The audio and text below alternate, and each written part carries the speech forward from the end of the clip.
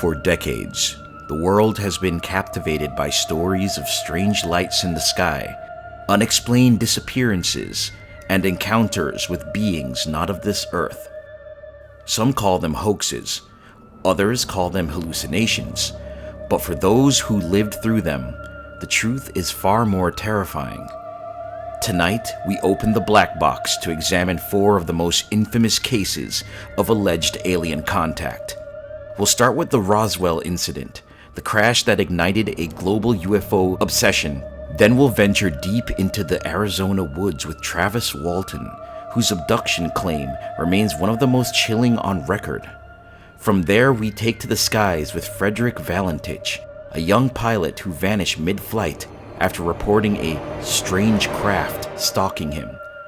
And finally, we return to the desert, where thousands of people bore witness to the Phoenix Lights, one of the most widely reported UFO sightings in modern history. Were these encounters real? Government cover-ups? Mass hysteria? Or something far more unsettling? Tonight, we piece together the fragments, decode the evidence, and step into the unknown on this special Black Box episode. Aliens.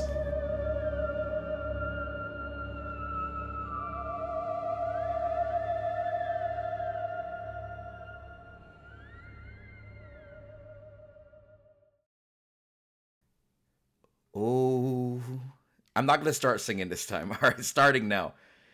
Hello, hello, hello. Welcome back to the Black Box. I'm here with my co-host, Joshua Vrabel. Joshua, how's your night been? It's been pretty good. Pretty nice. If you guys don't know this, I live in California. Joshua lives in Colorado.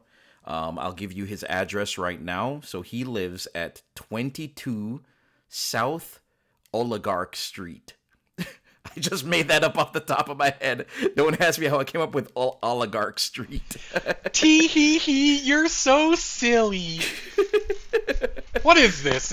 We go from singing to just doxing each other? Like, next week, stay tuned next week, I'll be giving out Scott's social security number. Oh, you. Yeah, that's what we do here on the Black Box. We just fuck each other over. But yes, welcome back. We're on episode 5? Is this 5? Yeah, this is 5. Look at us. Episode fucking 5. Wow. Malaysia flight to, what was the second one? Dyatlov Pass, to Roanoke, to the Flannan Isles, and now we have as we said before, an alien bonanza, people. We got 4 different stories to cover tonight. It's a Saturday night. This is what we're doing for our Saturday night. Fun times. Yeah, I mean, Joshua, I'm going to start off with, what say you on aliens? Like, what? Like, in general? Yeah, in general. What do you think of ancient aliens? That guy, George Tsoukalalalalis, what's his name? Yeah, George Taziki guy. Yeah, that guy. Wait, was that... No, Taziki's Greek. He's Greek. I don't think that's, Yeah, that's okay. All right, yeah. He has amazing hair and terrible points. He really does. I've actually said, and I've gone on record to say this, that I blame him for a lot of modern day bullshit conspiracy theories. I think that his popularity with his but think about it, bro, aliens, has almost transposed itself into the thought patterns of many Americans, and now they just think I don't know, lizard people run the world or some shit. I don't know. If only. If only. No, but yeah, what say you on aliens and let's start off. Do you think aliens exist? Yes. Break that down. Well, why do you think aliens exist? Given the size of the universe, I would be amazed if ours is the only planet that supports life. Yeah. It's just mathematically, there is no fucking shot that Earth is the only planet that supports life. There's no way. Because the thing is, or that has life, you mean? Because we know of planets that support life, but like that has, because, all right, there's more galaxies in the universe than there are grains of sand on the planet. So by that rationale, there's even more planets. So yeah, there's just probability wise, there's just no way that there isn't life on other planets. The question is whether or not they've been here. That's the big question. And we kind of have a slight differing view on this. You believe that they kind of have. I'm not so sure. What do you think? Um, I think they have. I don't subscribe to the whole ancient aliens theory. I don't think they interact with us. I don't think they have interacted with us. I like to think that, aliens maybe have like a prime directive, kind of from like Star Trek, where they just strictly observe, but they never, interact as to not contaminate, our development. They want species to develop on their own. Yeah, I'm into that. Yeah, that can be. I don't think aliens. Here's my thing. That could be the case. I don't think aliens have abducted people, or maybe they have. I don't want to say that I don't think. I'm in the realm of reasonable doubt. I like living in the gray area. And that's kind of the point of this whole podcast. So let me not say like I emphatically like don't believe one thing or another thing. Let me stay kind of floating here. You know what I'm saying? But I will say that for these four stories, we have theories for all of them. And yes, I trimmed the fat. I trimmed the fat for all of these theories. I promise this time. He did not. I promise you I trimmed the fat. Not even a little. No, I kept out the ridiculous, crazy, crazy ones. And there's some ones that are a little bit nutty, but like I think that a lot of the whole episode is about aliens. Like you can't really get more nutty than being like, "Oh, how do we explain these weird lights in the sky?" yeah, but this the topic is aliens. It's like this is definitely like one where we're gonna try and like kind of step back and start with the crazy paranormal things, obviously with the alien theories, and maybe try and explain why it might not be aliens, and also explain some crazier shit along the way.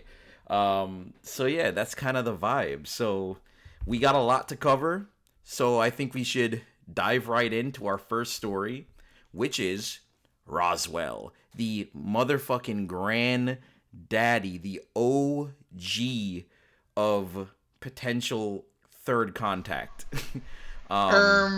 Technically, there are ancient paintings depicting what appears to be flying saucers. Yeah, So if you want to talk chronologically, and helicopters. But all right, let's say for the modern era. Let's say for the modern era, mainstream with alien radio and TV and telephone and yada yada yada. So here we go. Roswell. In early July 1947, a rancher named W. W. Mac Brazel discovered a field of strange debris scattered across his property near Roswell, New Mexico. Descriptions of the material varied, with some claiming it consisted of metallic fragments, lightweight but incredibly durable foil-like substances, and symbols resembling hieroglyphics. Curious about the find, Brazel reported it to local authorities, which led to the involvement of the nearby Roswell Army Airfield, or the RAAF. On July 8, 1947, the RAAF released an official statement claiming they had recovered a flying disc, an announcement that ignited a media frenzy, which is also where the term flying saucer kind of came from. However, within 24 hours, the U.S. Army retracted the claim, stating instead that the debris came from a downed weather balloon. This reversal led to speculation that the military was engaged in a cover-up, fueling the legend that something more extraordinary had taken place in the New Mexico desert. For decades, the U.S. government maintained that the debris recovered at Roswell was nothing more than, again, the remnants of a weather balloon. However, in 1994, a new official report by the U.S. Air Force provided a different explanation. The wreckage was part of Project Mogul, a top-secret initiative designed to detect Soviet nuclear tests while using high-altitude balloons. This explanation accounted for the unusual materials described by witnesses, including reflective foil and advanced radar sensors. Well, there you have it. Thanks for tuning in. In 1997, another report titled the Roswell Report, Case Closed, attempted to dispel lingering rumors about alien bodies being recovered from the crash. The report suggested that these accounts for misinterpretations of military parachute tests conducted in the 1950s, which involved the use of crash test dummies. However, skeptics noted that these tests occurred years after the Roswell incident, leading many to dismiss the government's explanation as another attempt to obscure the truth. So, here's the deal with the conspiracy theories and the alternative explanations. Despite the government's efforts to clarify the incident, conspiracy theories surrounding Roswell persist, the most popular theory suggesting that, of course, that the debris was an extraterrestrial spacecraft, and that the military not only recovered advanced alien technology, but also the bodies of non-human beings. Proponents of this theory argue that the wreckage and bodies were transported to Wright-Patterson Air Force Base and later to the highly classified Area 51 in Nevada.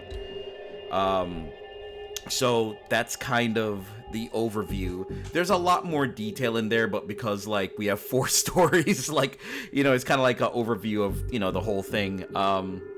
And that's kind of it. I mean, it was a strange device that the farmer found. Yeah, they, you know, like they said, the metal recovered was very strange. It was durable but flexible. Yada yada yada. So yeah, what say you? Before I jump into the theories for this one, what do you think? I had a uncle who worked at Wright-Patterson. He was a colonel in the Air Force. Cool.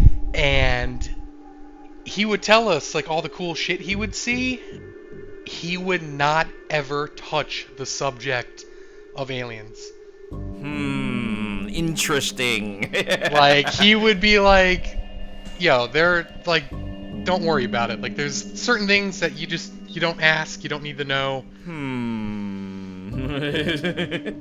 So, I mean, knowing him, maybe he was, you know, kind of subtly playing it up. Oh, yeah. But, I took like a public tour of Wright-Patterson. Very cool place. Big. Wait, you've been to New Mexico?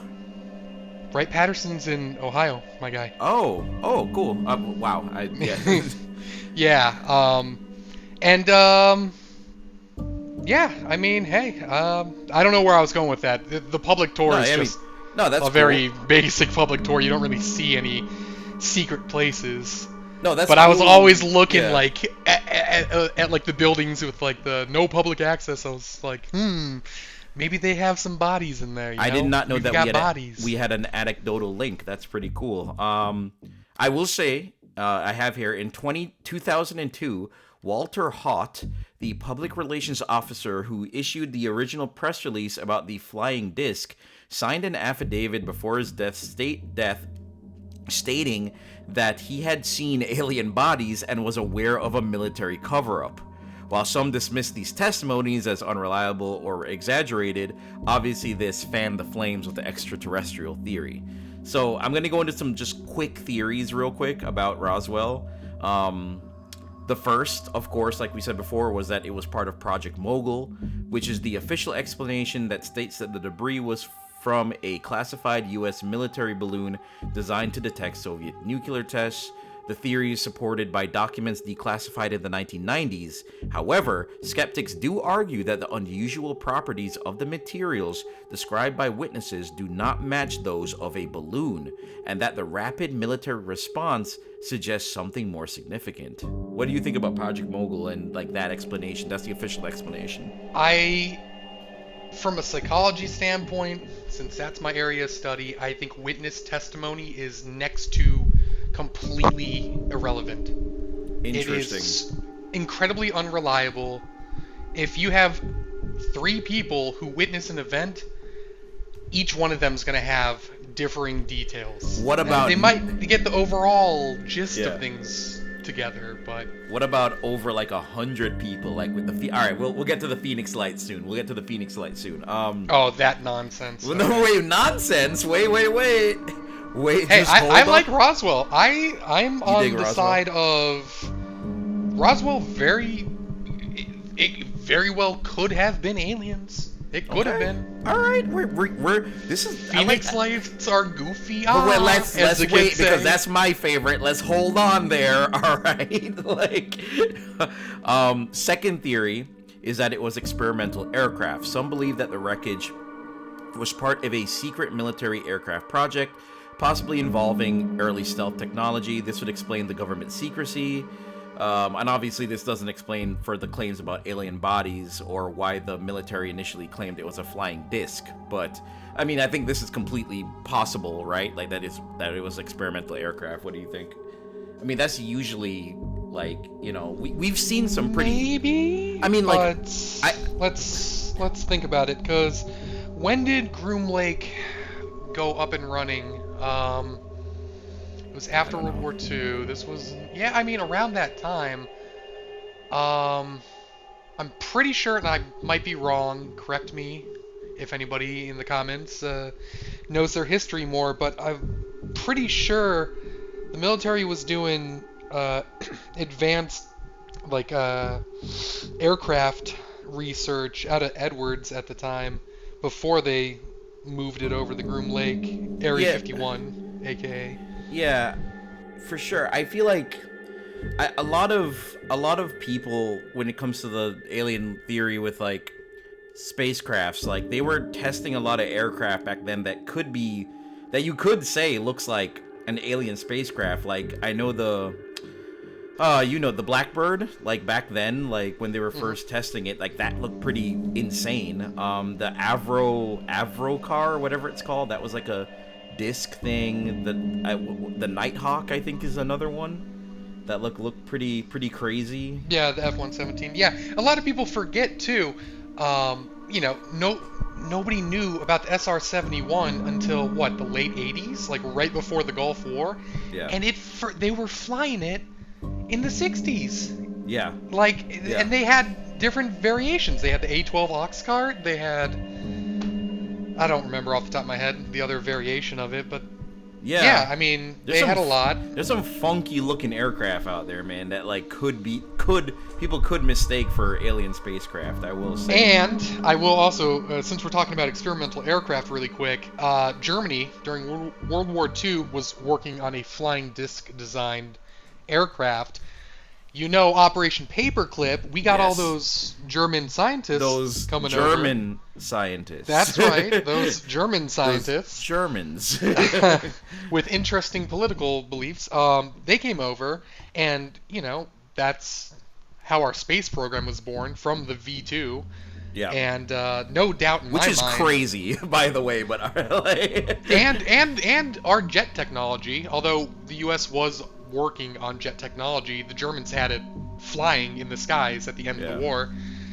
So maybe we were testing some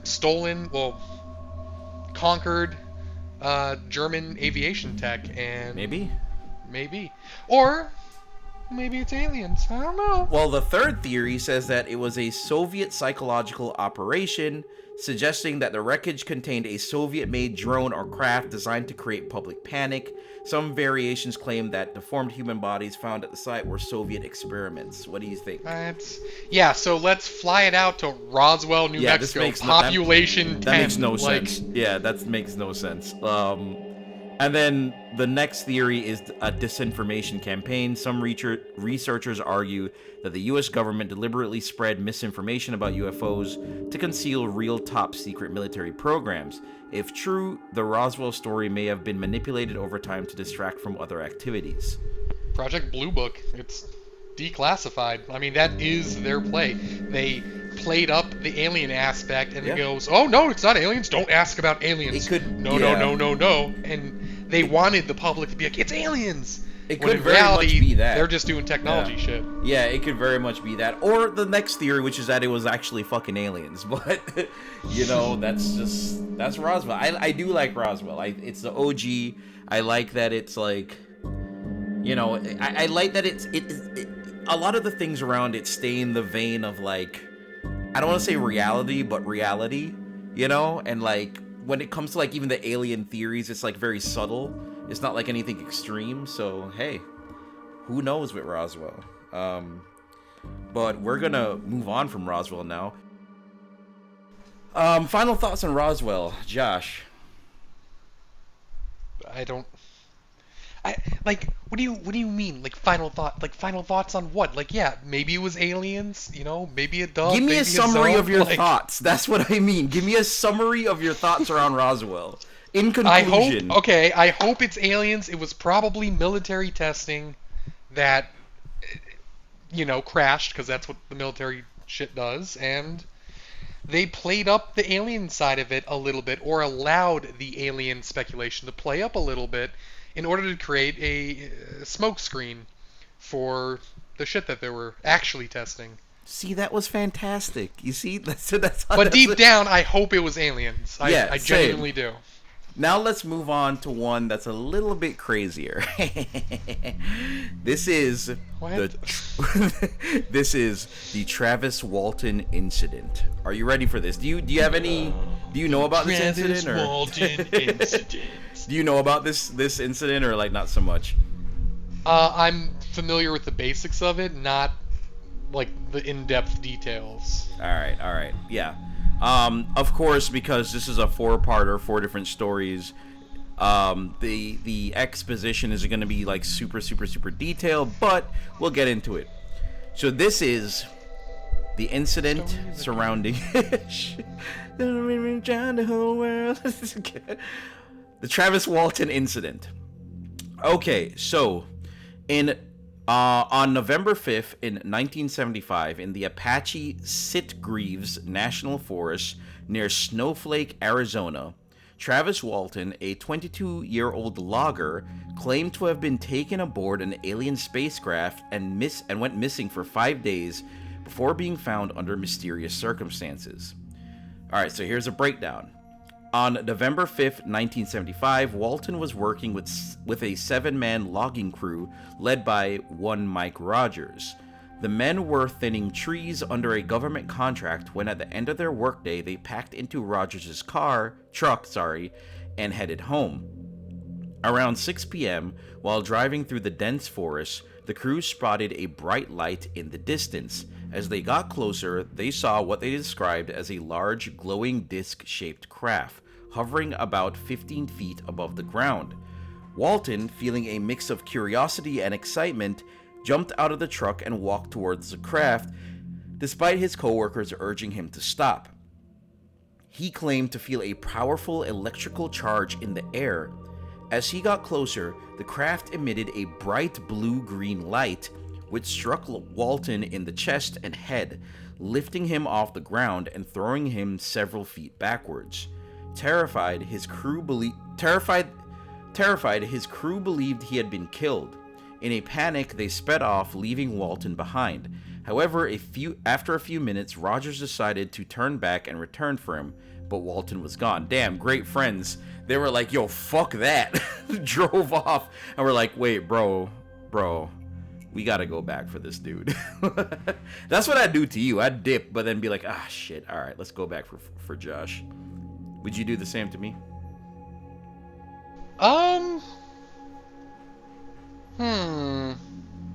Maybe. Maybe? What do you mean maybe? Well, it depends on how spooked I would be. If it really rustled my jimmies and gave me a rustled good spookin', my jimmies.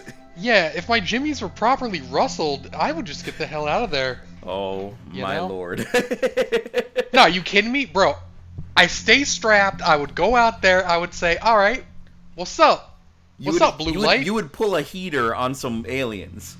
I would up the blammer and get the squeezing on them. Like, I would spin the block until, the ops are gone. Spin the block and you'd make the alien stained? We're talking Cardi stuff now.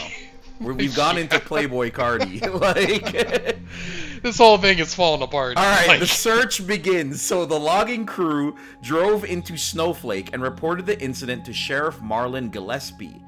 At first, the authorities were skeptical, thinking the men might have murdered Walton and were using a UFO story as a cover-up.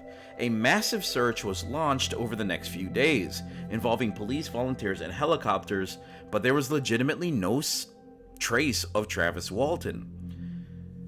The authorities even subjected the crew members, the logging crew that he was with, to polygraph tests, and they all passed, indicating they were telling the truth. Well, polygraphs are very, like, you shouldn't, I don't know. Polygraphs are trash. Yeah, Absolute trash. They're not a good, they're completely shit. You can, by the way, people, you can cheat a polygraph by clenching your asshole. I'm not joking. If you clench your asshole when they ask you a question and lie, it will look like you're telling the truth. I'm not even kidding. It's a real thing.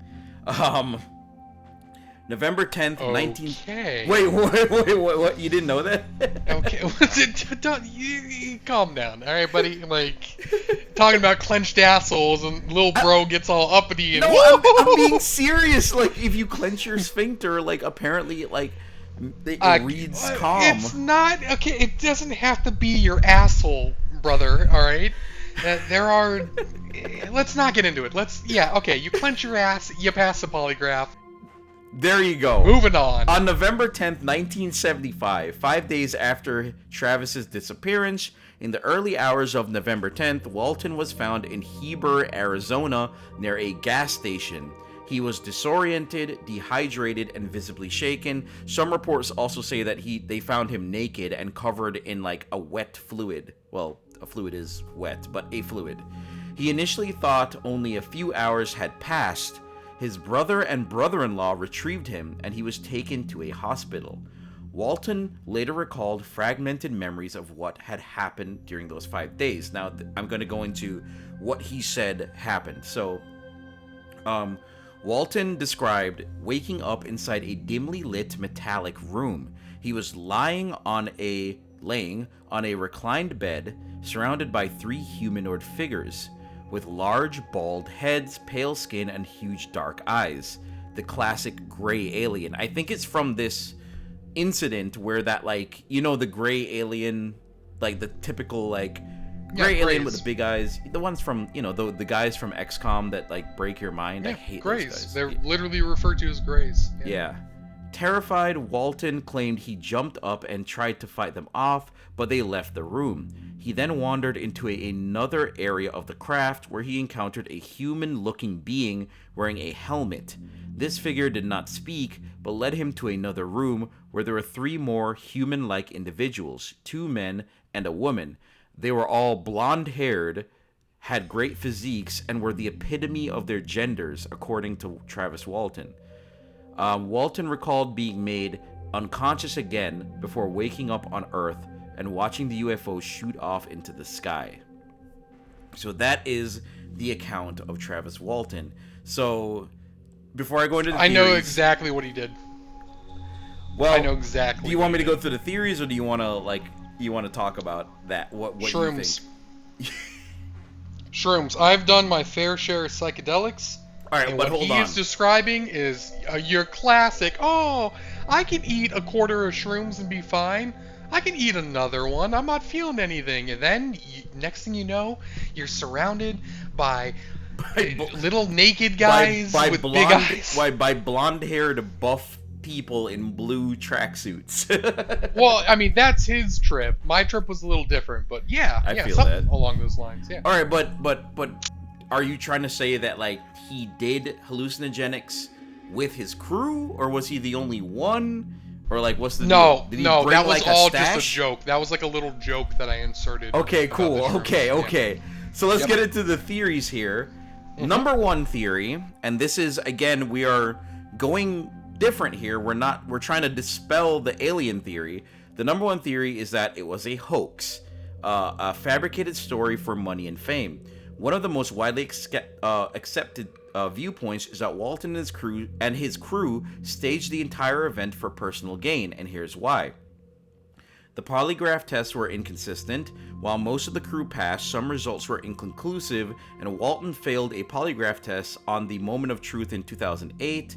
The financial incentive, I remember reading this, just weeks before the event, the crew had discussed Chariots of the Gods, a popular book about ancient aliens. Later, Walton sold his story for a book deal and the movie rights to a movie called Fire in the Sky, which I have seen, and it sucks ass. It's not a good movie. It's really bad. I watched it because it's kind of like an 80s classic, but it's a shit movie. And then the crew also received a $5,000 reward from the National Enquirer for passing their polygraphs, and some skeptics believe this incentivized them to stick to the story. So, but the counterpoint, because I love to give a counterpoint, is that if it was a hoax, keeping 7 people in sync for nearly 50 years would be difficult. That's the only counterpoint I have. What do you think? Well, it depends on how complex of a story and how much detail That's they true. get into. It's not really that complex of a story, in my opinion. It's, I don't know, like, I mean... Especially if it's a story that they are fabricating. Yeah, and to be honest, you know, like, 7 people, I mean, I don't think that's too much to, like, kind of, like, fabricate together as, like, a crew of dudes who, like, were close with each other. They were coworkers, they were best friends. I don't know. I feel like you can kind of... Well, yeah, I mean, the way, you know, honestly, the way you describe these guys, I feel like they might have a lot of experience with clenching their assholes, and maybe the polygraph was a breeze. You know it's what I'm a saying? real thing. If you clench your ass while you Oh, take a yeah, polygraph dude. test and Yeah, you for sure. lie, it looks like Uh-huh. you told the truth. I'm not kidding. That's how that works. No, Yep. they literally did experiments, bro. I can say I'll send you videos. I'll send you videos. I will send you videos. I will send you Please, I fucking don't need videos. to see more ass clenching There's videos. you don't see them clenching. You don't see the sphincter. Then how do we know? All right, number 2, which feeds into the first theory, which kind of feeds into the first theory. Walton was hiding and lied about the abduction. So this actually, this doesn't include his friends. This is just Walton. Some skeptics suggest that Walton wasn't abducted, but instead hid for 5 days and made up the alien encounter. For the same reasons as the previous theory, just not including his friends. But there's 2 more things with that. Was that 1, the logging crew was behind on their government contract and were at risk at losing money. Some speculate the incident was staged to create an excuse for missing deadlines. Also, Walton's brother Dwayne was already a strong believer in UFOs, and some theories think he helped Travis fabricate the story. Now, counterpoint to that, hiding for 5 days without being seen and then faking a traumatized return would require some pretty intense planning and some intelligence. And, you know, Walton was, you know, fairly intelligent, but I don't know. What do you think? Do you think that he went Walter off on White. his own? Walter White. Walter White. Walter White. Okay, that's what we're doing. Walter White. I mean, hey, you said, you know, going away, pretending to disappear, coming back, acting like you're very disoriented, Oh naked. shit! Wait, you're onto something. Like, wait, hold on. Like, I mean, did Vince it's been Gilligan done. is Walter White based on Travis Walton? No, let's see. Vince Gilligan is actually DB Cooper's like nephew. But No, I knew that. That's episode I knew, 8. Yeah, I knew that. The third theory is actually your theory before I started talking about theories, which is the hallucination theory.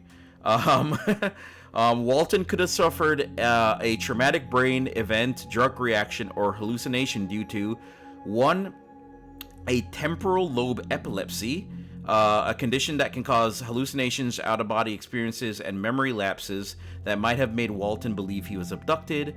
He could have been exposed to toxins in the forest, which some theories suggest he may have been exposed to, like, hallucinogenic mold, toxic fumes, or other environmental factors while logging. And the third is sleep paralysis or lucid dreaming. Walton described waking up unable to move, which matches the symptoms of sleep paralysis, a common cause of alien abduction stories. Counterpoint is Walton seemed physically fine after 5 days, and no toxins were ever found in his system after they did a blood test. So, what do you think? I don't know enough about toxicology to have Sure. too much of an opinion Sure. on that, but from the sleep paralysis side of things, really doubt it. Fair? Yeah. I'm not, like, too into this theory. I'm more inclined to believe that he just kind of made it up than, like, this. Yeah, like... And I know I was joking about, like, the psychedelic stuff. In order to actually have visuals that strong, Yeah. you would need an incredible dose. Yeah. And And I just highly nothing doubt. that he had yeah. access to. Like, Yeah, I highly doubt he did like a heavy dose of any kind of hallucinogenic. Like that doesn't track. So it could be the fourth theory, which is the groupthink theory. Now, you might have some opinions on this from a psychological standpoint.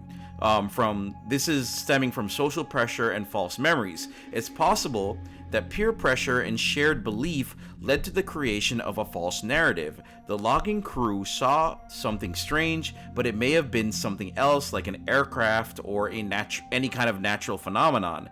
In a state of fear, their minds filled in the blanks, and group reinforcement solidified the UFO abduction theory story over time. Walton's he had hypnosis sessions, apparently, and these sessions could have implanted false memories in him, making him believe something that never happened. The counterpoint to this being, if it was purely a mistake or a hallucination, why stick to the story for decades? So I'd love for you to talk on the psychological aspects of this. oh, I mean, you pretty much covered all the bases. You Yeah. explained groupthink pretty well. That's a possibility for sure. I'm not sure I followed on the whole hypnosis implanting false memories, unless we're talking he had hypnosis as part of like a therapy post incident. Yes, that's what happened. That's exactly what happened. Okay, yeah. and Yeah. then I guess he just repeated the, the I don't want to say fabricated, but what he believed to have happened, and then that in turn reinforced the story in his own mind. Sure.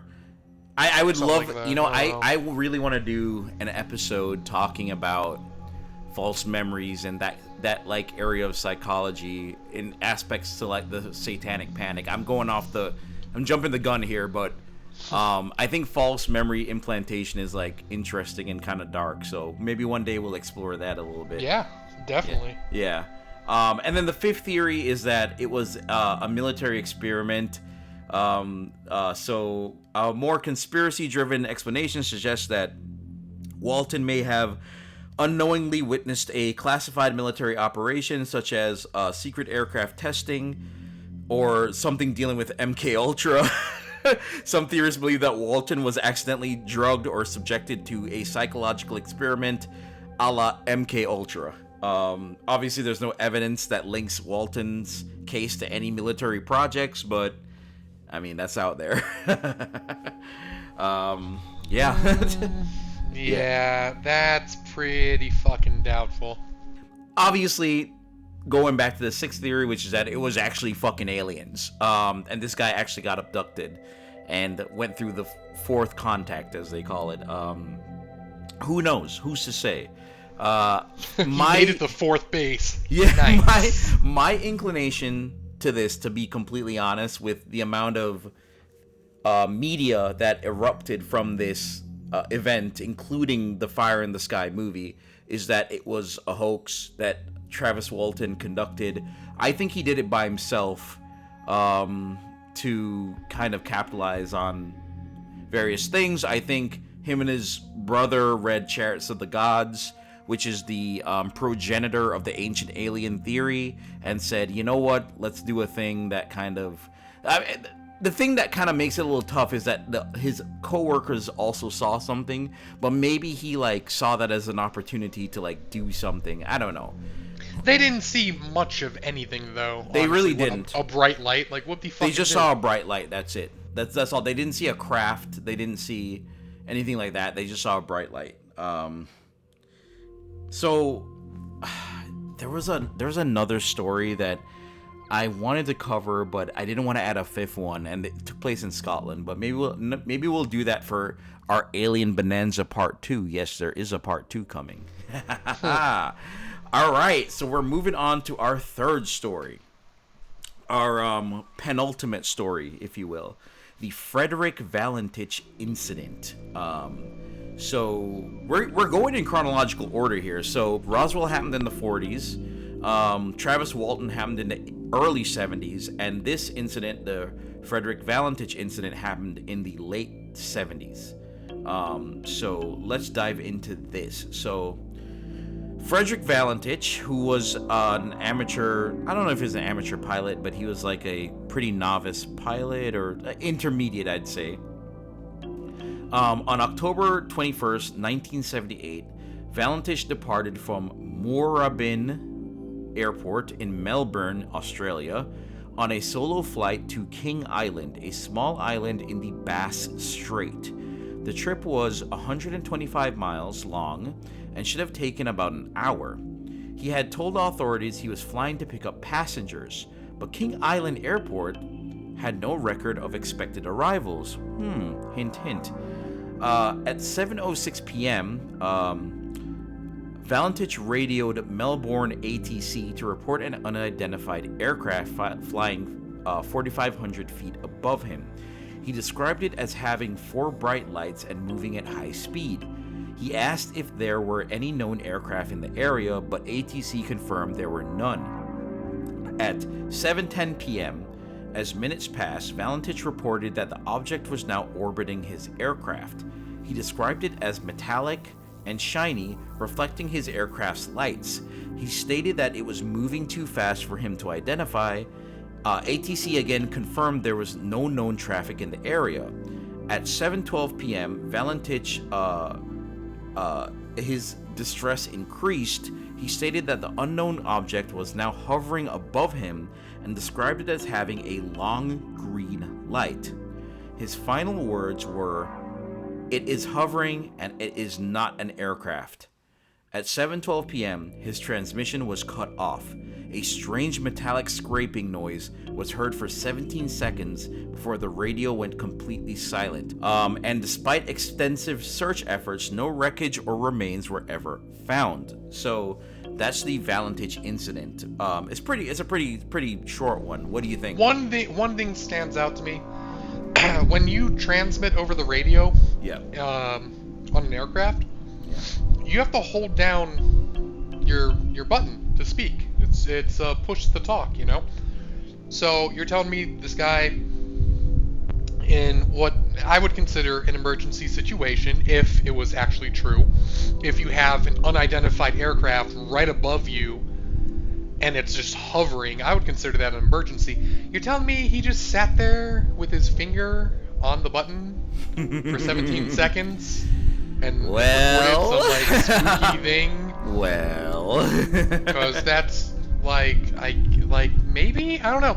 Even amateur pilots, I mean, you're trained to, aviate, navigate, communicate. Communicate comes last. The first thing you do in an emergency is you fly the plane.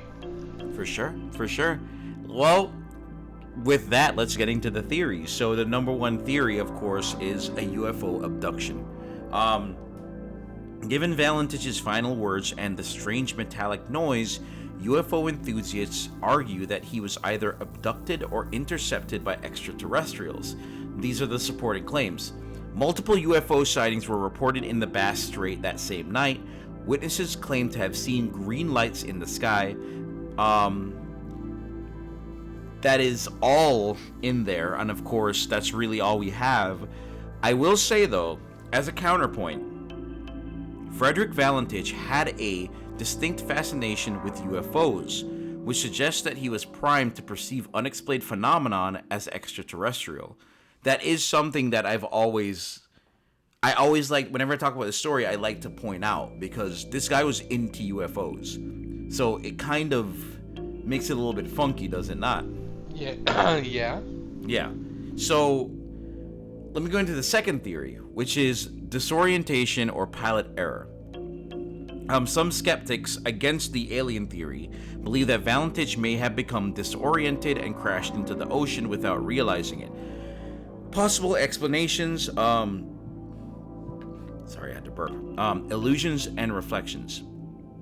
The UFO might have been Venus or his own aircraft's lights reflecting in the water. He could have also went through spatial disorientation, which is that pilots flying over large bodies of water at night can experience the black hole effect, making it difficult to judge altitude. And also inexperience, he had failed multiple flight tests and was flying at night over water with minimal experience. Counterpoint to all this is the long, detailed radio conversation suggests he was alert and aware of his current surroundings. What do you think? I don't know. I don't know the details. I don't know his background. I don't know. Well, all right. I'll get into his background. So he was. I wouldn't say he was green. It's like I said at the beginning of the episode. He was pretty intermediate. He was into alien theories, and that's all that's really known. He was kind of like a pilot, like an aircraft enthusiast, someone who just like he wanted to be a pilot, but like he just flew planes. You know what I'm saying? Like you want to do, you know? Yeah. You feel me? So that's all there really is on him. Like, you know, he was a UFO enthusiast. He was an aviation aficionado, and he started flying, and he was going to King Island. The weird thing was that like no one on King Island like knew that he was coming in, and he said he was picking up people, and there wasn't anyone that I don't know how he was picking up people in the plane that he was in, but you know, whatever. But the third theory was that this was a suicide or a staged disappearance. Some theories suggest that Valentich deliberately vanished or took his own life. His flight plan was unusual, and there were no passengers waiting for him at King Island, like I said. He was under stress and had been failing exams and flight tests, like I said. And the third thing is, if he staged his disappearance, he might have flown in a different direction and ditched the aircraft elsewhere. So that's kind of like the idea behind it. And then the fourth theory was that it could have been mechanical failure. Some aviation experts suggest that engine failure could explain his sudden disappearance. A Cessna 182L, like the one he flew, could have suffered engine failure, causing it to stall and crash. The metallic scraping sound at the end of the transmission could have been the engine struggling. I know you know planes, so what do you think about that theory? Yeah, it's possible.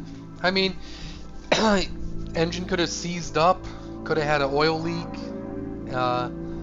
It would definitely make noises that aren't really pleasant if your engine seizes up, and it could be scraping noises or whatever the sound was.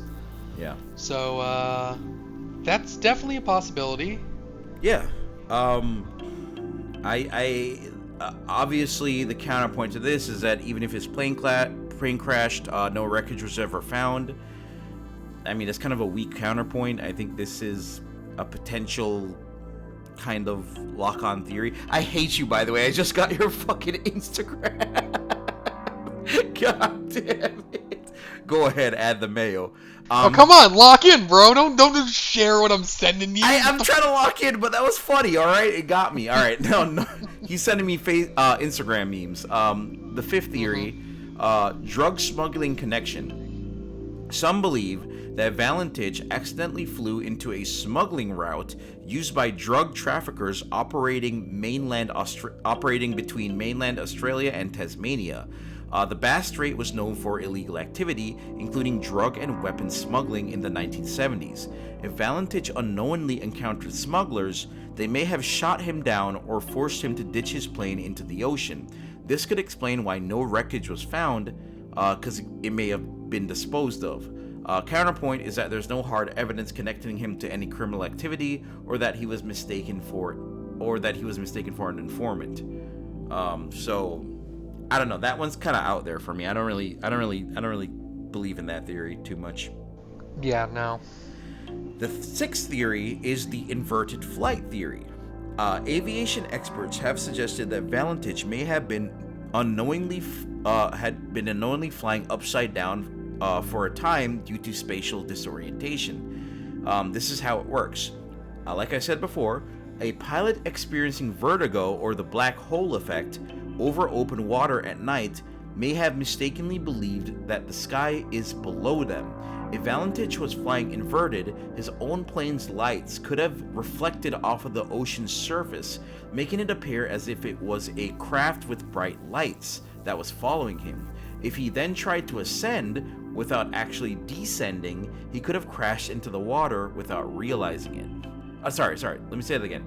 If he tried to ascend while actually descending, he could have crashed into the water. So, I actually mess with this theory quite a lot, and I think this is many people's, like, especially in the aviation community, their kind of big maybe with this is that maybe he was upside down and thought that his aircraft was in fact a spacecraft, but he was seeing the reflection in the ocean.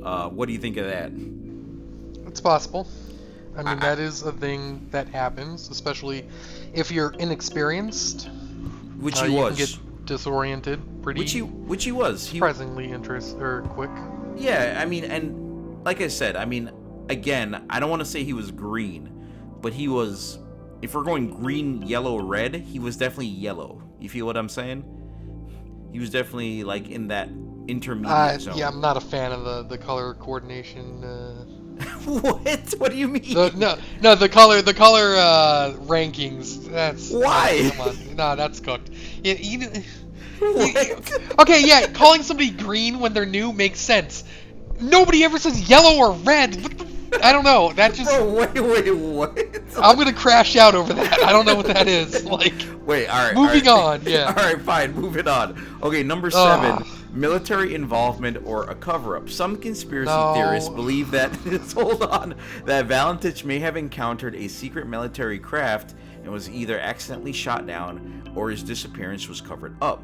Some military aircraft can create optical illusions due to high speeds, strange lighting configurations, or stealth technology.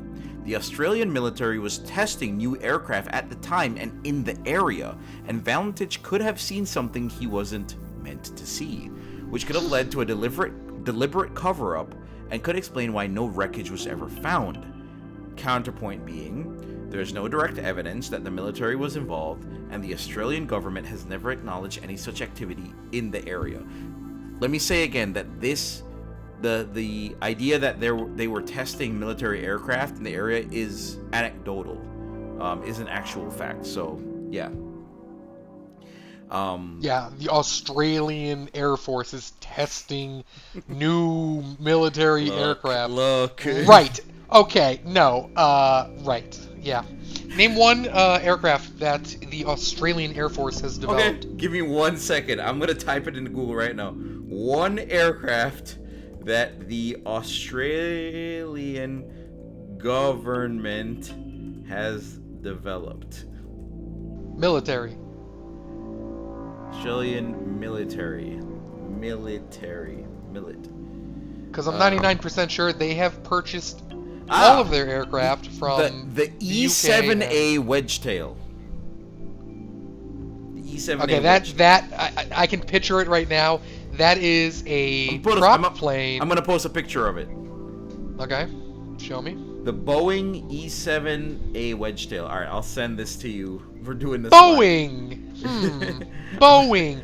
Where have I heard that aircraft? Oh yeah, they're a very famous Australian aircraft manufacturer. All right. Can you fuck the fuck off for a second? Are you, bro? It says right here the E-7 was designed for the Royal. Oh my God, that's a 737 with a radar on it. Are you this fucking guy?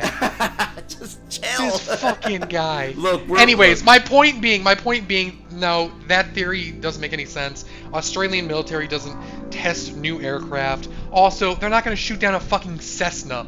If it's the Air Force, they're going to be like, oh, that's a Cessna. Let's not shoot it down. Let's not fly into it. You know? Hey, they have radar. Hey, fair, absolutely fair. You know, like that's why I said like that's all anecdotal. There's no like absolute linkage to that. It's all that fucking Boeing E-7 Wedgetail. I cannot like. Oh, right. I needed that. Theory 8. It was an electromagnetic. How many theories are there for this? There's a lot. The dude crashed. That's it. Dude, just wait for the next one because there's a lot. Theory 8. This is a bonanza. This is a marathon. This is our 5th episode. Theory 8. Electric boogaloo. Electric magnetic disturbance or a time warp. Just chill for a second. I trimmed the fat, baby. I trimmed the fat so much. I trimmed the fat. Just chill. All right. Let's do the time warp again. Let's go. So some theories suggest that Valentich flew into an electromagnetic vortex. I can't even say it. Yeah, those are real, by the way. Those are real, ladies and gentlemen. Be careful when you're out driving and flying. Avoid the electromagnetic vortexes. You will go back in time. You will go forward in time. And you will meet aliens and Bigfoot and maybe some celestial maybe the divine... people from Roanoke. Yeah, the Roanokeans are going to be there. Alright, so is that Valentich flew into an electromagnetic vortex or a time distortion? The Bass Strait has a history of strange disappearances, much like the Bermuda Triangle. Some pilots have reported electromagnetic interference and navigation failures in the area. If an unknown phenomenon caused him to enter into a time slip, he might have vanished without a trace. Of course, there's no scientific proof of time warps or interdimensional travel, and this theory relies on speculation rather than hard evidence. But I don't know. What do you think? Right now, I'm eating a meatball sub with a little bit of homemade pesto and melted mozzarella cheese. Okay. It is delicious. Okay. I'm not even going to acknowledge the nonsense bullshit fuckery that is time warps, time slips, nip slips, dick flips. Like, it's none of that shit, alright? Let me tell you, it could be. Oh, according to who? Because I want to meet these fucking people. I want to find out where they're... it's known for disappearances, as is every body of water on the face of the planet. Because, breaking news, water is fucking everywhere, and things go missing. Like, Like Ocean Gate? Ocean Gate's just a dumb shit billionaire doing dumb shit billionaire things. We'll do some Ocean Gate shit later, but Theory 9, yes, we're at 9. It was an attack by a giant sea creature, so... Attack on Titan. Okay, got it. This theory suggests that Valentich was attacked by a large sea creature, such as a massive squid or undiscovered marine predator. We're talking about a guy flying a fucking aircraft, right? Or is he now in a boat? Because I'm confused. Hold on. Oh no, the squid was flying the Boeing E-7 Wedgetail with Bigfoot and the Roanokeans in the back, and then crashed into him. What about the guy from the Planet Niles? Leath Moore, whatever his name is. No, he had nothing to do with it. The Bass Strait is known for its deep and mysterious waters. Stop saying that. No, what the fuck? Oh, what makes its waters so special? It's just part of the ocean. The metallic scraping noise heard in the final transmission could have been something grabbing the plane, especially if he was inverted and close to the water. Of course, the counterpoint is that the description of hovering over an object with light contradicts this theory, and also there's obviously no reports of any sea creatures that could do this kind of thing. I'm getting to my last theory. Just chill. I trimmed the fat. Ladies and gentlemen, remember, every time he says he trimmed the fat, he didn't trim shit. He dumped more fat on here. He opened up a can of lard and put it right on top of this so we can get more. Oh, I guarantee, ladies and gentlemen, the next point he's about to make is, what if God reached down and took his plane up into heaven? It was his time. No, you're making me sound like that I'm a Bible thumper, and I am not. I don't. I'm making it sound like you didn't trim the fucking fat. That's all I'm trying to say. Theory 10, and you're gonna be surprised by this, is that this was... No, you're gonna be surprised. Mm-hmm. This was a hoax by Valentich himself. Some people believe that Valentich faked the entire UFO encounter and deliberately disappeared. The supporting claims is that he had a strong interest in UFOs and talked about them frequently. His radio transmissions sounded rehearsed, as if he were setting up his story, and he could have flown to an undisclosed location, ditched the plane, and started a new life, or crashed. Who knows? Why didn't we open with this? This is completely plausible. This is why I said just hold on. We're following up. We're following up squids and MiGs shooting down. MiGs? What's a MiG? What is a MiG? A MiG is a type of Russian fighter jet. That's fine. Yeah. This is completely plausible. He was interested in UFOs. He was actually like obsessed with them.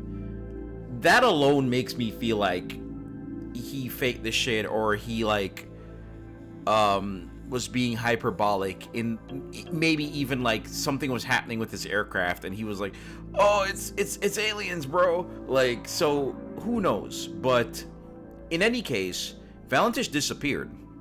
No one has ever found him or the plane that he was flying. But that is Frederich Valentich's story. Man. We're now moving on to Thank God. a hefty one. The main event, if you will. I can't believe Phoenix Lights is the main event. The That is such a letdown of a main motherfucking event. Holy Phoenix Lights. fuck. Wow. My favorite alien event ever. Don't listen to this hater over here. Phoenix Lights Oh is no, my look at all the favorite. lights in the sky. I'm so scared. Oh, what else happened? What do you mean? There And were also, just a bunch of lights in the sky. That's Phoenix weird, Lights, right? We're going chronologically because the Oh. Phoenix Lights happened in '97, so we're just going chronologically here, my guy. I saw aliens in my backyard when I was like 7. Did you? I think so. No, it was probably a helicopter, but Are you ready for My the dad- Phoenix- Are you my ready? dad told me Are it you was. ready for the Phoenix Lights? I don't care. Yeah, just let's. This The is gonna Phoenix Lights is one of the most widely witnessed and controversial be. Why do you always put on the voice, huh? You don't have to put on the voice. UFO events in history. 20 years ago. It took place A on the man. evening. Shut the fuck up! God damn it! Stuck between times because he went into a super magneto vortex. A magneto and got vortex. Sucked. Oh. Fear, Magneto. Yeah, The sorry. Phoenix I'm playing with Lights. that The shit. Phoenix Yeah, I'll Lights. shut up. One of the most widely witnessed and controversial UFO events in modern history. Put the voice back on. It took place on the evening of March 13th, 1997, when thousands of people across Arizona, Nevada, and northern Mexico reported seeing strange lights in the sky. The incident involved two separate events: a V-shaped formation of lights seen moving over Arizona, and a series of stationary lights over Phoenix, Arizona, which is the same fucking place. I don't know why I wrote it Off like to that. a fantastic start. All right, chill. This is the timeline of events. Strap the fuck in. Okay, so the first wave, meaning the massive V-shaped craft, at approximately 7:30 p.m. to 9 p.m. Mountain Time. The first reported sightings occurred around 7:30 p.m., as I said, in Henderson, Nevada. A resident described seeing a massive V-shaped object with 6 lights flying low and silently across the sky. The object then continued south into Arizona. Around 8 p.m., a retired police officer in Paulden, Arizona, saw a formation of bright lights moving southward. He described them as massive, dark, and V-shaped, with 5 white lights. Reports then came in from Prescott, Arizona, which described an enormous craft that blocked out the stars as it passed overhead. Witnesses said the object moved silently and slowly, which ruled out conventional aircraft. By 8:30 p.m., the formation reached Phoenix, where hundreds of residents, including police officers, pilots, and one Kurt Russell, yes, the actor, saw the giant V-shaped object gliding overhead. The object continued toward Tucson before disappearing from view around 9 p.m. Many witnesses, including astronomers and military personnel, described the craft as being several football fields in size, completely silent, and moving too slowly for a conventional plane to stay airborne. Now, the second wave. At approximately 10 p.m., which lasted until 10:30 p.m., we had stationary lights over Phoenix, Arizona. So later that evening, at around 10 p.m., as I said, a separate series of bright amber-colored lights appeared over Phoenix. I'm going to show pictures on the YouTube. Pictures, right here. These If lights. you look closely, you can see the A-10s in formation as they flew over. Just chill. These lights hovered motionless in a line over the city for several minutes before gradually disappearing. Thousands of people reported the event, with many recording video footage showing it right here. The lights were described as not blinking or flickering, unlike conventional aircraft. They remained in formation before gradually disappearing one by one. The Phoenix Lights event became a national news story after numerous videos were broadcast on television, leading to speculation about the nature of the phenomenon. Now, whatever you want to say about the Phoenix Lights, there is one thing you have to say, and that is, from then until now, this is the most widely shown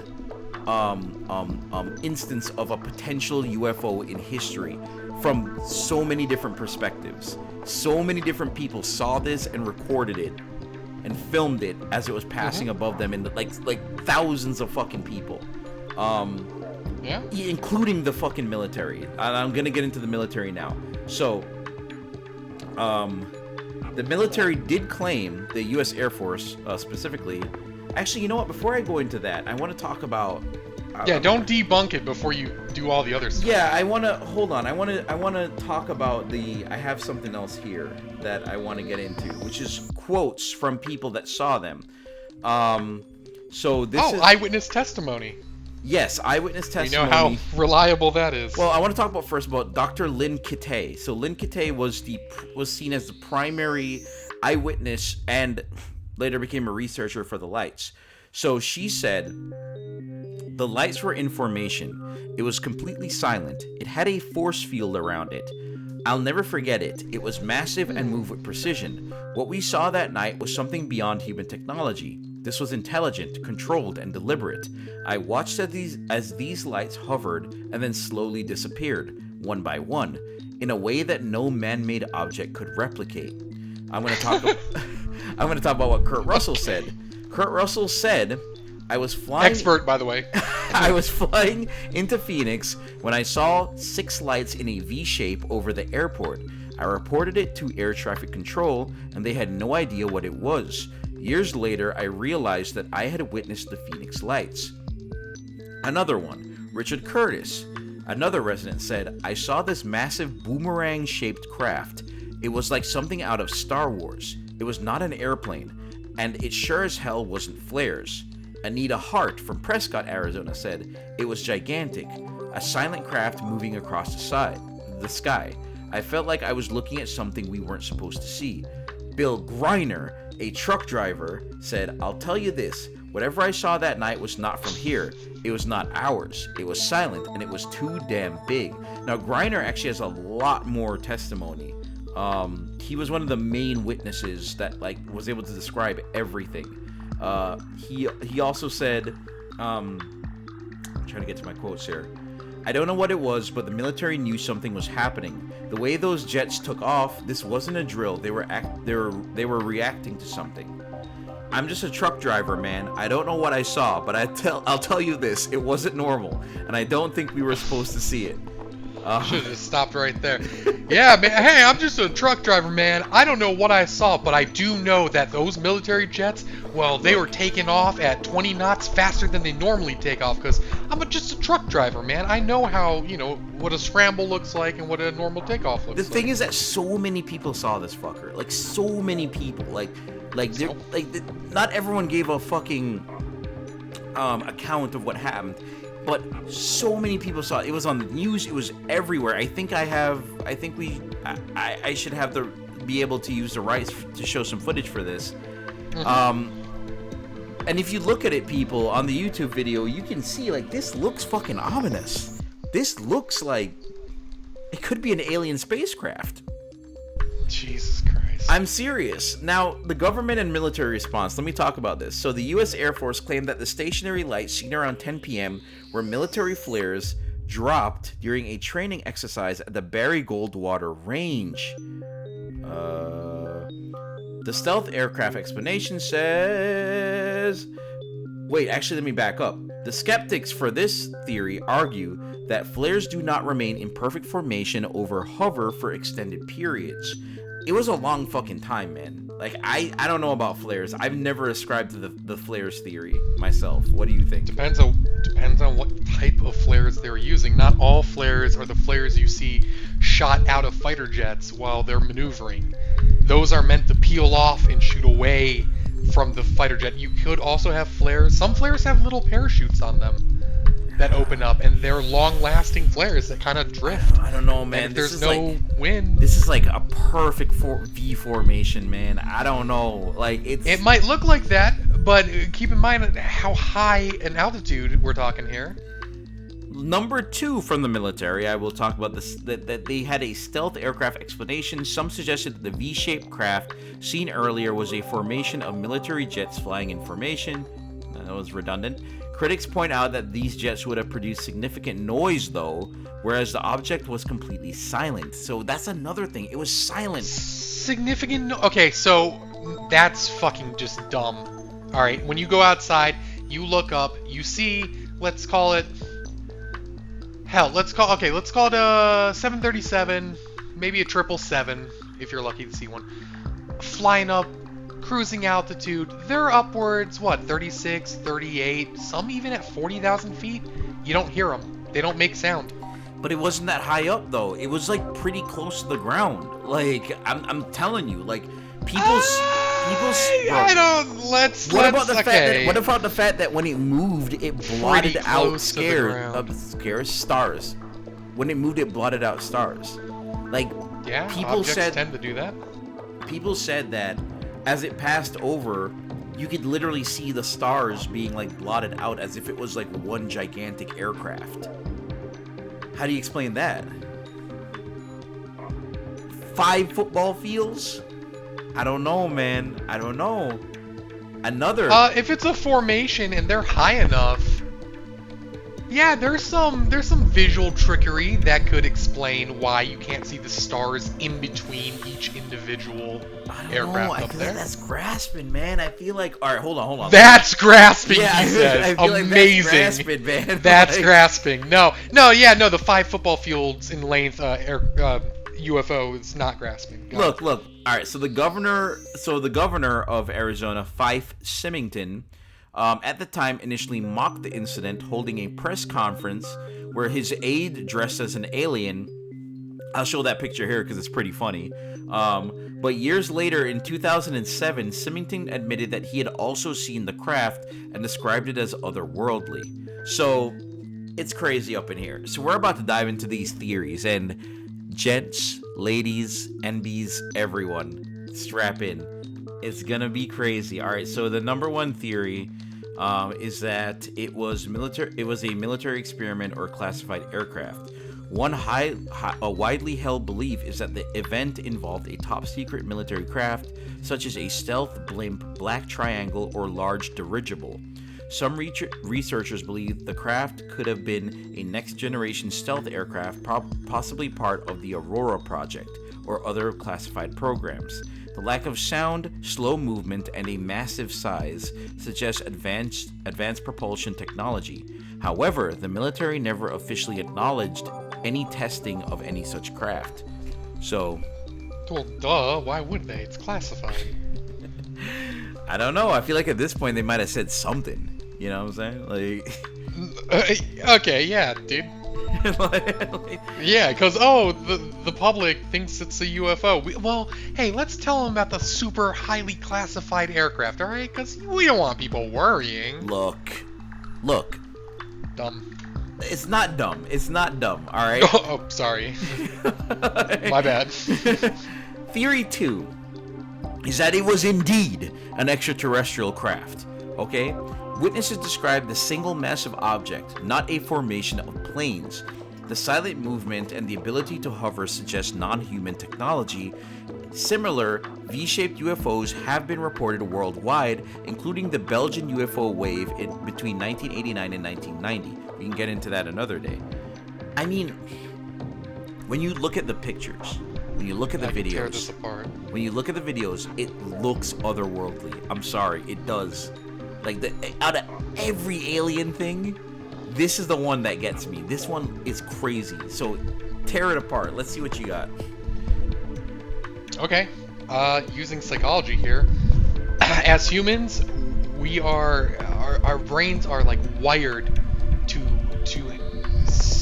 assign meaning to what we see. And when we look at things, our brains fill in the blanks. That's called starts with a P. Pareidolia? Pareidolia. Yeah, pareidolia. Yeah. So when we're looking up in the sky and we see this big V-shaped thing that we don't know what the fuck we're looking at, well, it's got to be something, right? Like it has to be thousands of people though? Thousands? Did we not talk about groupthink just a couple? Yeah, sure. Groupthink among 7 people that know each other. Like these are thousands of people that are like that don't know each other. Do you think groupthink has a limit? I'm saying that in the context of the Travis Walton incident, groupthink makes more sense to me because there's 7 people that were like close and knew each other and had like a community together, while thousands of people in Phoenix who have no connection to each other seeing the same thing in the sky. No, that's correct, but mass suggestibility is definitely a thing that has been studied and researched, and people want social validation. You're not going to go against the grain. Right. You're right. Salem, the Salem witch trials, that's definitely that, you know, but my thing is like so many people in that moment talking about it, like not like over days, like from 7 p.m. in such a contained timeline. That's kind of crazy, man. Like, well, I mean, it's ironic that you use the term crazy because it is. It's collective misperception, and that is another thing that can happen with. It doesn't matter the sample size we're talking about here. Sure. Any size population can see something and all think, well, you know, nobody's gonna know if it's military aircraft or any kind of aircraft. Well, it's funny that you say that. Well, in a second, it's interesting why you say it, because let me get to the third theory, which is that it was atmospheric or a natural phenomenon. Some scientists argue that the lights could have been caused by plasma formations or an unknown atmospheric phenomenon, and that's really all I have for that. Like, that's all I have for that theory. So I don't know anything more about that, but I want to go to the fourth theory, which is what you're addressing here, which is the fourth theory, which is mass hysteria or misidentification. Skeptics argue that witnesses misidentified ordinary aircraft or something else, and that the media hype contributed to the event. Bingo. Yeah, so that's kind of the fourth theory, which is that misidentification theory. However, hundreds of credible witnesses, including pilots, police officers, and the governor of Arizona himself. Credible witnesses, and he lists police officers. You know what? Good point. Good fucking point. All right. Let me redact the police officers, and I'll say pilots, citizens, and the governor of Arizona reported seeing something unexplainable. Talking about a lot of fucking people here. Yeah, a lot of people are not going to understand what they saw, and all they did was look. They saw something unfamiliar, and their brains do what brains do. And they try to make sense of it, and they used cultural clues, what they know from movies and like the X-Files, and then their brains fill in the blanks. Yeah. And they want social validation. You don't want to go against the grain. Yeah. So groupthink kicks in, and it's like, oh, well, it's got to be aliens. And the military didn't say shit about anything for, what, like weeks? Like 2 weeks? 3 weeks? A month? Because they didn't care. And then they finally came out, they're like, oh, those were just, like, aircraft in formation dropping flares. People are like, no, fuck no, dude, I know what I saw. I don't know, man. What about Theory 5? Experimental anti-gravity technology. So some researchers... No, it's aliens, dude. It's aliens. Some researchers speculate that the V-shaped Some researchers of what and who? Was a test of anti-gravity propulsion developed under classified U.S. military programs. The silent movement, massive size, and the slow glide suggest a propulsion system not reliant on traditional jet engines. So they fly the super top secret thing over Phoenix fucking Arizona. Oh yeah, bro, let's test out our super secret anti-gravity ship over the biggest fucking city in the Southwest. Let's go! Maybe the pilot went off course. I don't know. Oh, the pilot. Oh, he was probably green. Well, greenish yellow, like yellow green. What would you call that? That would be like he'd be some shade of like yellowish, I guess. He's piss yellow. He's piss yellow. All right. Well, the U.S. government has been rumored to have reverse-engineered extraterrestrial technology from incidents like Roswell. If true, the Phoenix Lights could have been a public test flight of an advanced anti-gravity craft. Stop. A public test flight of a classified aircraft. Are you? Yes, I'm gonna start saying a public test flight. Are you R-word? Are you R-word? Question mark. Are you R-word? I appreciate the censoring. I appreciate the self-censoring. Cause that is. I have to mute. Bro. Alright, he's muting himself. I'm not even done. I have actually 15 theories, and I'm only on theory 6. So theory 6 is it. Are you God? Alright. Theory 6 is Bro, I have tears in my eyes from laughing so hard. Just chill. Theory 6 suggests a holographic projection a la Project Bluebeam. So some believe that the lights were a holographic projection, part of an alleged government psychological operation called Project Bluebeam.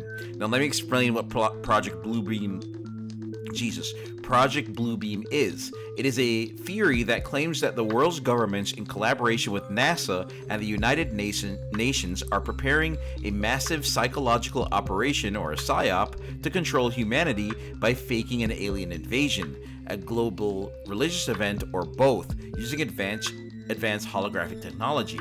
This theory suggests that advanced technology is being developed to create mass hallucinations, possibly to simulate fake UFOs or religious events. So, yeah, there's that. Wait, what do you think? Did he leave? Oh, no, I was just lightheaded from laughing that hard. Now, I'm familiar with Project Bluebeam and how goofy it is, and it was literally made up by some Canadian newspaper journalist writer guy.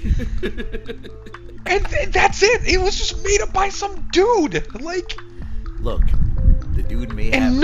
And none of the technology that he suggests is being used to manipulate the minds of people and control them even fucking exists. What is he talking about? You know who I would be more inclined to believe? L. Ron fucking Hubbard. Oh. Right? Well. We'll get to that on our cults episode. I thought you were about to say we'll get to that in the next theory, which is L. Ron Hubbard. No. The next theory, which is theory 7, is that it was time travelers or interdimensional beings. So I'm gonna slap you across the face with the back of my hand. So this theory... You are never allowed to say "I trimmed the fat" to me ever again. I trimmed the fat. Trust me. No, you did not. Yes, I did. This theory suggests that the craft was not alien, but a vehicle from the future or from another dimension. Some researchers believe they went to fucking Phoenix. Yeah, okay, bro. Have you been to Phoenix? It's kind of nice. I don't believe you. Some researchers believe that certain UFOs are Some researchers. We gotta figure out who these some researchers are. These guys are smoking hella fucking meth, aren't they? Are not extraterrestrial, but instead piloted by time-traveling humans from the future. Others suggest that some UFOs originate from a parallel dimension, appearing briefly before shifting back into their reality. So that could be it too. What do you think? I don't know what to say. Theory 8 which is mass hypnosis or a psychological experiment, which kind of feeds into the Project Blue Beam thing. Who is getting the funding for these experiments? Have they actually ever worked in academia? Because getting funding for your research is not easy. Like, writing grants and shit and getting those grants approved is kind of a pain in the ass. Now, let me tell you, certain skeptics argue that the event may have been part of a social experiment to study how large groups react to unexplained stimuli. Government agencies like the CIA have conducted psychological experiments like MK Ultra, which aim to manipulate perception and behavior. If the event was indeed staged, it could have been a study on public reaction to a UFO phenomena. Their budget's not big enough for something on that scale. Or at that time. What about Theory 9? Which is... keep in mind, this happened, early 90s, right? 97. Oh, 97? Yeah, dog. After the Cold War, the CIA's budget went to shit. It was that nothing. makes sense, yeah. But what about the 9th theory, which is that it was the shadow... The KGB! No, the shadow government UFO distraction theory. So some theorists believe that... What the fuck did you just say to me? The shadow government Wu-Tang Clan distraction The theory? shadow government UFO distraction theory. So... some theorists believe that the Phoenix Lights were a manufactured event to distract the public from real government activities. On March 13th, 1997, it coincided with the U.S. military operations in the Middle East and the approval of classified defense budgets. Some believe the government orchestrated... Which operations in 97? Hold on. Let me just... Libya? Hold on. Did we fucking with Libya?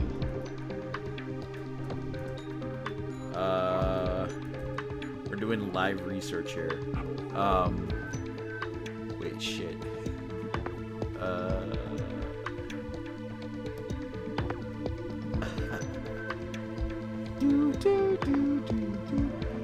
Something in Albania. So Albania, Operation Silverwake. Albania, Middle East. Okay, yeah. U.S. military forces were used to evacuate certain U.S. government employees and private USS people in Albania at the time. Yes, I can't have people knowing about that. All right. Some believe that the government orchestrates, in general, UFO events to divert attention from political or military actions. So, could be that. Could be. But that is nothing compared to the next 5 theories. Yes, I have 5 more. Oh, wow. Tonight is a bad night not to have alcohol. Theory 10. The lights were a warning or a message. Some researchers believe that the event was what? From who? Some researchers believe that the event was a deliberate display by an advanced intelligence meant as a message for humanity. If the craft was extraterrestrial, it may have been revealing itself intentionally, possibly as a soft disclosure of an alien presence. Some theorists argue the lights were not a physical craft, but a manifestation of higher dimensional energy or intelligence, kind of like an Interstellar. It's like a hologram. Yeah, well, kinda, but not really. It's kind of like an Interstellar where they developed the Tesseract. So an advanced intelligence, as you call it, wanted to come down and give us a little warning, or at least make themselves known. Well, they must not be that fucking advanced in their intelligence if we're sitting here talking about, oh, it could have been the U.S. government doing it. Oh, it could have been the fucking Vortex Sasquatch people coming over and doing the Roanoke, dude. Doing Roanoke. They're just doing Roanoke. Dude, my brain is so shattered from this episode. I don't know if I will ever recover. Oh, I have 4. And we still have 4 more. I have 4 more. 4 more. Like, bro, I'm trying to yell because it's midnight and my neighbor already fucking hates me. But if this was the middle of day, I would be screaming. Theory 11. The lights were part of a giant advertisement for a 1997 blockbuster that never existed. So, that's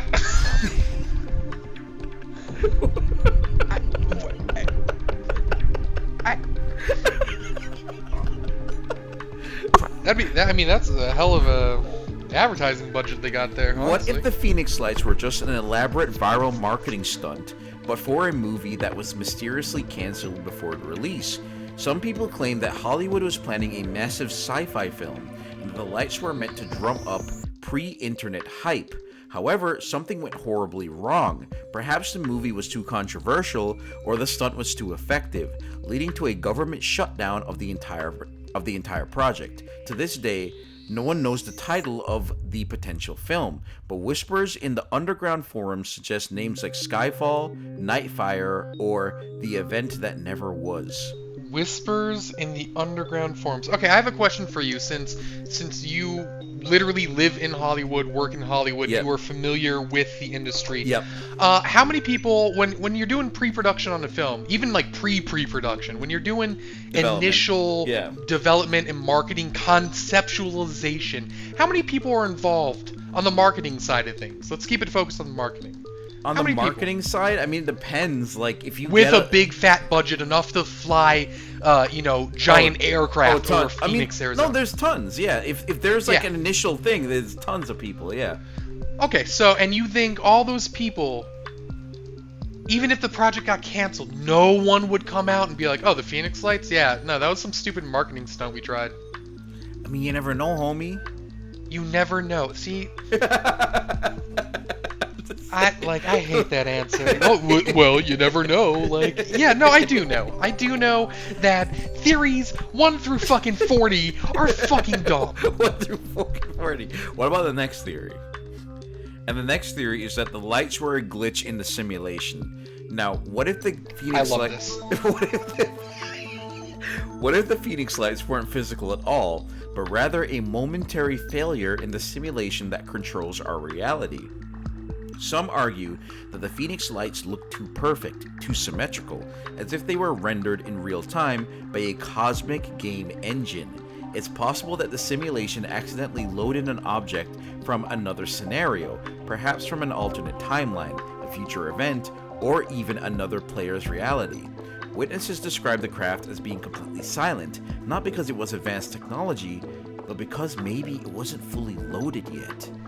Did we Yeah, all... well, yeah, why? I mean, if it is an object from a different, map or a different level or Yeah. something, the sound files aren't going to be in our folder. They'll be probably in a different folder. Maybe- You're not going to have all your sound files in one Maybe the place. game that we're in is pre-alpha, and they're just still trying to figure things out, you know?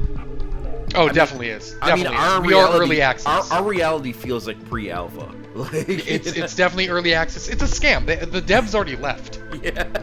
The devs already gave up. They took the money and they're in Mexico with Moot.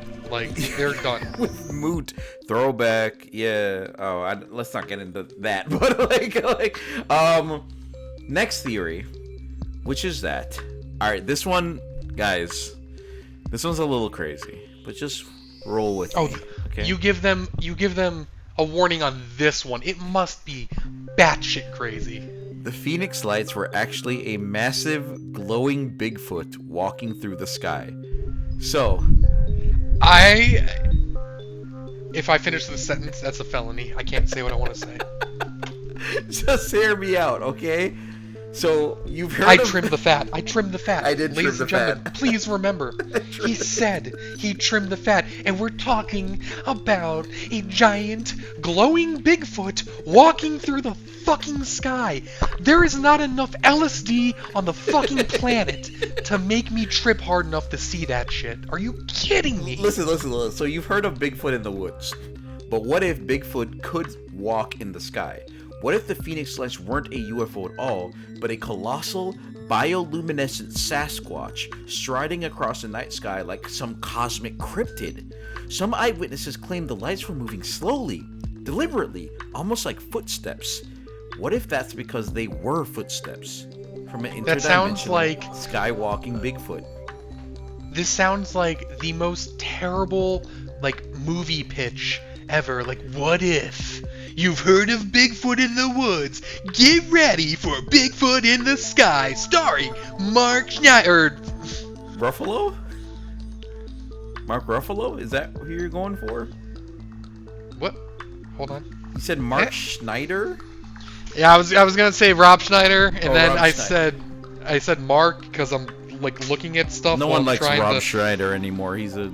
Yeah. Sorry, we're not political. Alright, so certain cryptid researchers believe Bigfoot isn't just a flesh and blood creature, but a being capable of bending reality, phasing between dimensions, or even glowing like a deep-sea creature. If true, this wasn't a craft, but a glowing outline of a Bigfoot casually stepping over Arizona, possibly in search of a really good burrito. Alright, so this theory I copied from like a forum. I'm not gonna lie, and I didn't read it until now. I straight up copied this theory from like from a fucking forum. Possibly in search of a really good burrito before vanishing into the void. The burrito thing got me. Oh my.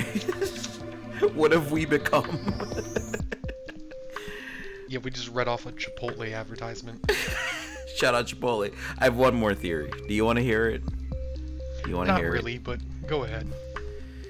The Phoenix Lights were God turning on the universe's check engine light.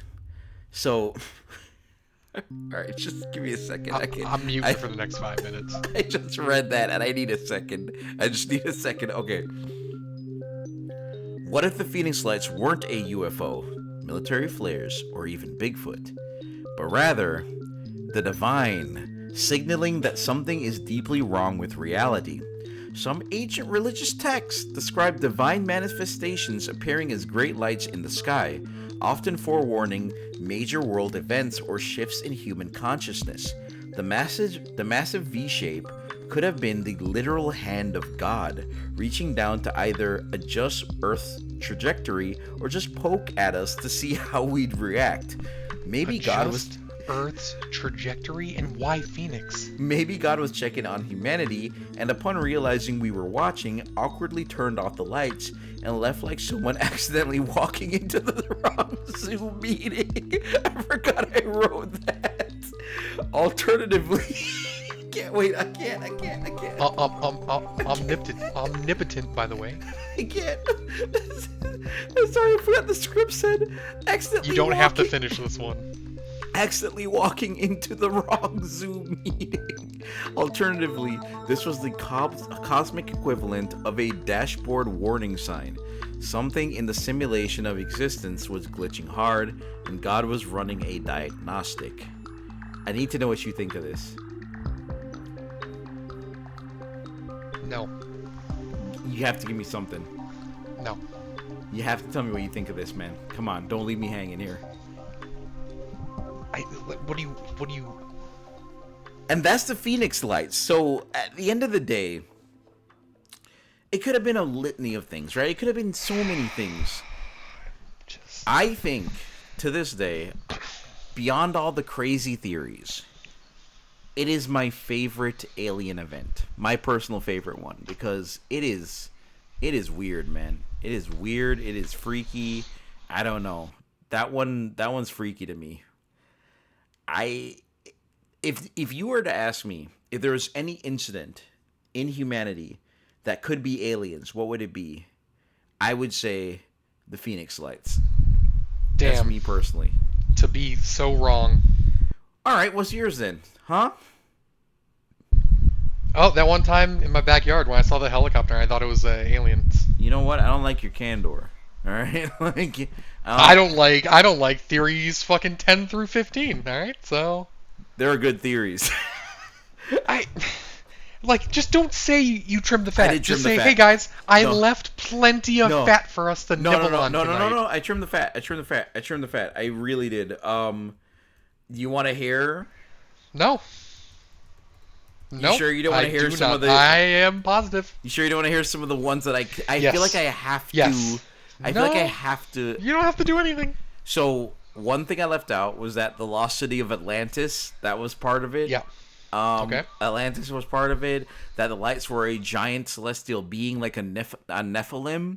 We already covered giant celestial beings. Hello. A time travel fucking experiment Bigfoot. gone wrong. We covered that too, Mr. I trimmed the fat. The Earth was talking to humanity. That's another one I left out. The Earth was talking to human. Oh, man, this is the most like U.S. North American focused, like obsessed theory list I've ever heard.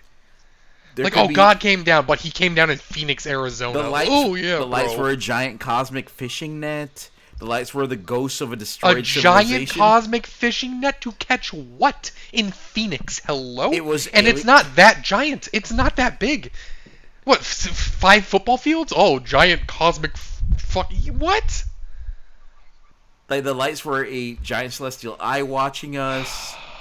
Christ. Okay, yeah. All right. Phoenix Lights. The Cosmic most egg. stupid, fucking overhyped event. Lights were the devil's advanced scouts. But I digress. In Phoenix, by the way. In Just Phoenix. everybody, please remember. In Phoenix. Phoenix is the most important place in the universe. Apparently, man. I mean, to me, Phoenix Lights, I don't know. I've always fucked with them a little bit. But that being said, whether or not aliens have visited us, abducted us, and Probed us. remains somewhat unsolved. And somewhat unsolved. And I think that if there's any incident in a realistic setting that I kind of like mess with in terms of that's kind of fishy, I do think the Phoenix Lights on a dramatic level is my favorite, but Roswell still has my brain scratching a little bit. That's all I'm saying. The other two, the ones in the middle, Walton and Valentich, those were just purely anecdotal. I don't believe either of those were anything. But Roswell, a little funky, and Phoenix Lights, I love the drama of it. So, hey, what can I say? I'm into it. But, yeah, that's it, folks. Part 1, the Alien Bonanza, will definitely have more alien Bonanza, I keep saying Bonanza, episodes. There's many other incidents we have to cover. We kind of covered the big ones this time, but we're going to cover some smaller ones probably next time. I apologize in advance for part 2. Part 2 is not coming next. Actually, we haven't talked about what's coming next, but I'm sure we'll figure that out. It could be the Yuba County disappearances. It could be MK Ultra. It could be the Kamar Daban Pass. It could be a bunch of different things. You'll know soon enough. But yeah, this has been the Black Box, and we appreciate you chilling with us here for 5 episodes and listening to this very long episode. I think we're running. This is an epic one. So I appreciate you if you've been listening the whole time. I know some of these theories, especially for the Phoenix Lights, were a little crazy, but hey, we like to have fun, right? So that's just kind of the vibe. Joshua, any last words before we let our viewers here go? I need a drink. Yeah, no, that's about it. I just need a drink after all that. That was. I think the Phoenix Lights one broke him. Yeah. Yeah. Yeah. That's accurate. I think the Phoenix Lights one drove him up the wall. It's crazy because like every time we do one, I'm like, I don't know how I can up these theories crazier than the one prior, but I always find a way. Like I always find certain people in certain forums with certain theories that I just kind of like attach onto. So. Mm-hmm. That's just the vibe. But thanks for joining us, aliens and such, and we'll see you at the next one. Yeah. My vibe's starting to go for a ride.